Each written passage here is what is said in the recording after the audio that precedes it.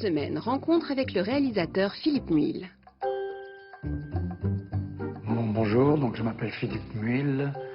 Je suis le réalisateur d'un film qui s'appelle en français Le Promeneur d'oiseaux, en anglais The Nightingale et en chinois Ye Ying. La première chose que j'ai appris, c'est à dessiner. Puis après j'ai appris la photo. Bon, j'ai exercé ces métiers-là pendant quelques temps dans la publicité. Et le cadrage, c'est une chose qui est pour moi assez instinctive. La composition est une chose qui est assez instinctive.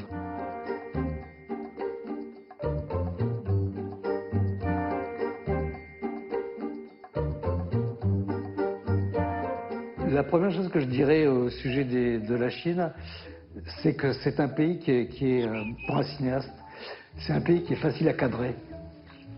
C'est un pays qui se compose bien. C'est-à-dire, je ne sais pas à quoi ça tient à l'architecture ancienne, mais même moderne, il y a des choses. Shanghai est une ville incroyablement cadrable, très colorée, très... voilà. Donc le rapport entre les matières, les couleurs, les paysages, la forme des maisons...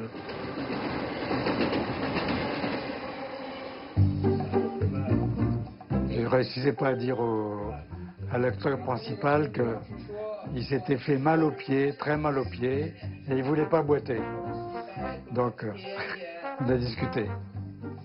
En même temps, le fait de ne pas parler la langue, c'est assez intéressant parce que on a le droit, le temps que la personne traduise, on a le temps de réfléchir. Enfin, tu vois ce que je veux dire? Je parle français, le traducteur traduit, et pendant ce temps-là, je dis qu'est-ce que je vais lui dire de plus. Donc c'est pas mal le système de traduction. Il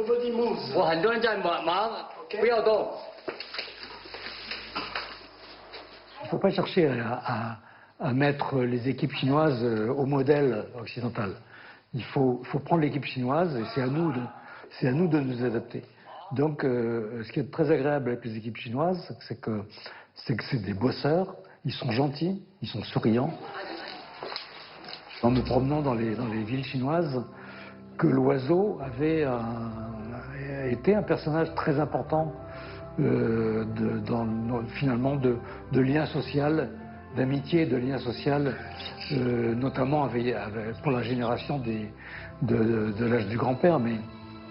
Et donc c'est comme ça qu'est venue cette idée de créer une histoire à trois entre le grand-père, la petite fille et le voyage vers son village d'origine avec cet oiseau.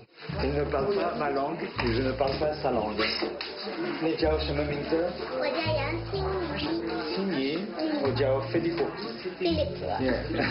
J'ai souvent des animaux dans mes films. J'ai fait un film avec un dauphin, j'ai fait un film avec une vache, j'ai fait un film avec un papillon, j'ai fait un film avec un oiseau, j'ai écrit un film avec un faucon, j'ai écrit un film avec un chien.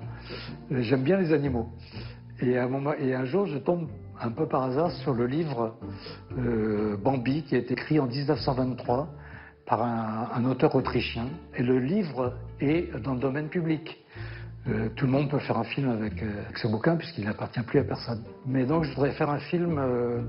et ce qui est intéressant, c'est qu'on peut traiter des thèmes comme le problème de la chasse, qui est quand même un gros problème, un sujet de débat en France, et en général, parce qu'il y a quand même une raréfaction des espèces animales. Donc le problème de la chasse, on peut traiter vraiment le problème de l'écologie, le problème de la déforestation, le problème de l'eau. Voilà. Donc ça m'intéresse de traiter ce sujet à la fois sur le plan anecdotique, qui est l'histoire juste, c'est l'histoire juste d'un petit faon qui perd sa mère et qui doit grandir pour devenir un grand cerf. Voilà, c'est une histoire complètement anecdotique qui est assez simple, mais en racontant cette histoire-là, de raconter plein de choses derrière qui sont des thèmes vraiment d'aujourd'hui. Donc c'est voilà, on travaille là-dessus.